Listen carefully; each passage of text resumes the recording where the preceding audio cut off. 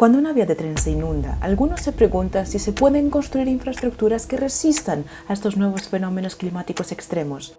La respuesta es sí, pero prepárate para arruinar a tu país.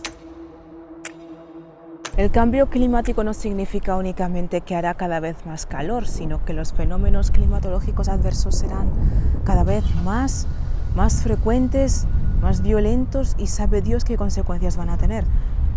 A mí y a mis compañeros en la escuela de caminos nos enseñaban a hacer los cálculos con unos valores estándar, además de para las cargas que prevemos que van a soportar, unas temperaturas extremas estándar, unas precipitaciones máximas estándar, una estabilidad del suelo prevista, todo estimado dentro de unos valores estadísticos conseguidos de forma empírica. Por ejemplo, la probabilidad de que se dé una lluvia extrema en 100 años. ¿Y cuál sería ese valor extremo? ¿Cuál es el caudal de agua que esa lluvia provocaría a las obras civiles? Si has oído hablar del periodo de retorno de 100 años, por ahí va la cosa.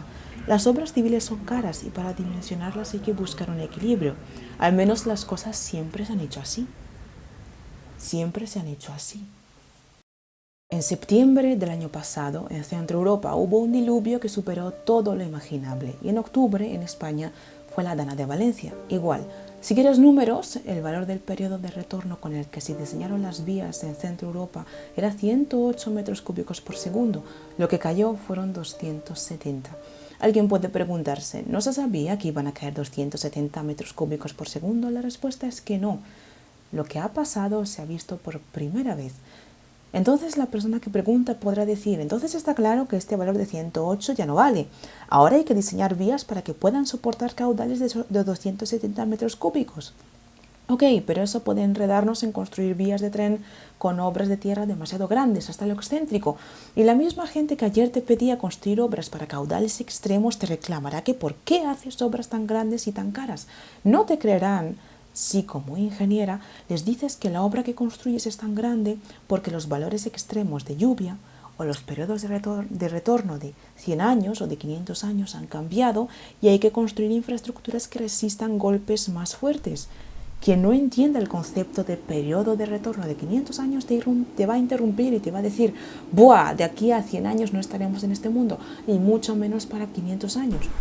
La cuestión es que hay un desafío, y al menos en el mundo ferroviario de Europa, el enfoque ya no es solamente resistir, porque si te centras únicamente en resistir, te metes en una batalla sin cuartel y al final pierdes mucho dinero.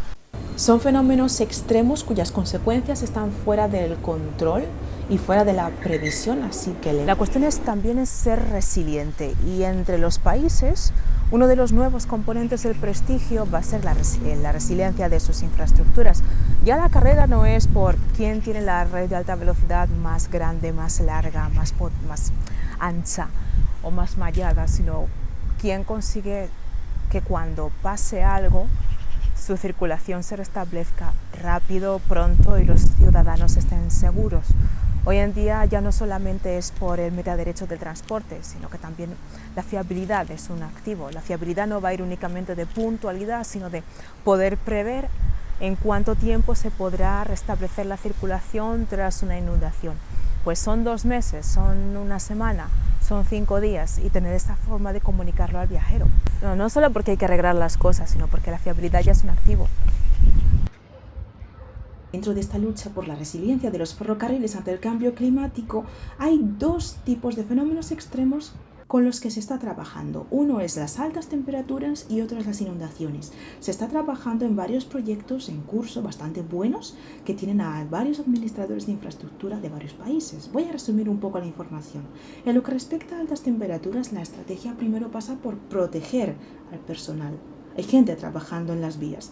En Francia han pensado en medidas como reducir la velocidad de los trenes cuando haya olas de calor, porque los carriles se calientan demasiado y hay miedo de que la vía se deforme, y también miedo de que haya enganchones entre pantógrafos y catenarias.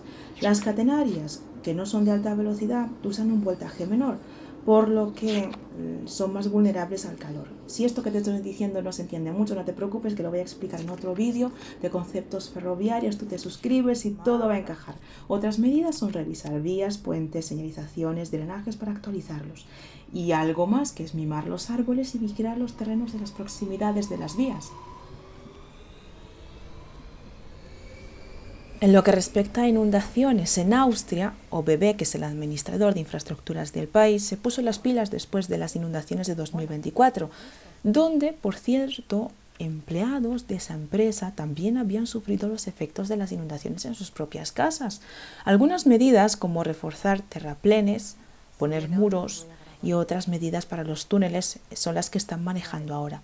Además de esto, me permito hablar de los proyectos más llamativos sobre la resiliencia de los ferrocarriles ante el cambio climático y donde hay varios principios en la resiliencia, que son robustez para resistir las lluvias, medidas para incrementar la eficiencia y la eficacia de la respuesta cuando hay inundaciones. Otro principio es respuesta rápida y adaptabilidad. Claro, dentro de la resiliencia está la resistencia, que es diseñar nuevas infraestructuras teniendo en cuenta el cambio climático. La idea es que las infraestructuras nuevas puedan resistir lluvias más fuertes que las antiguas, ¿vale? En ningún momento ni he leído ni he oído la palabra soterrar vías. De eso no habla absolutamente nadie. La inestabilidad climática obliga a que los administradores de infraestructura aumenten el presupuesto en mantenimiento ante los fenómenos climáticos extremos y que también se incremente, o sea, que haya más rapidez a la hora de responder, que los técnicos sean más ágiles, más competentes, porque de eso también consiste el prestigio de un país, el prestigio de la red ferroviaria de un país.